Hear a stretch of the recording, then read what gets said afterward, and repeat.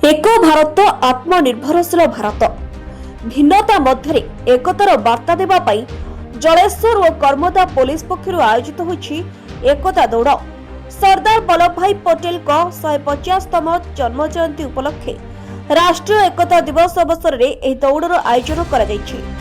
एकता पाई लढ़िबा राष्ट्र निर्माण पाई सजग हेबा लक्ष्य आयोजित होइछि एही कार्यक्रम।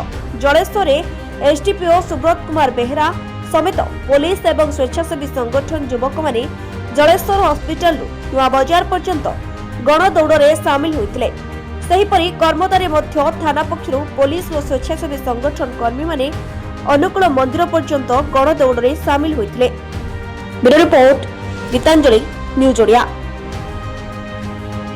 आज कमरदा थाना पक्षरु आयोजित राष्ट्रीय एकता दिवस अवसर में सरदार वल्लभ भाई पटेल 150तम जयंती एवं राष्ट्रीय एकता दिवस उपलक्षे राष्ट्रीय एकता दिवस पालन करा जाउछि। एथिरे अंचलर समस्त युवशक्ति मध्य सामिल होइचंती।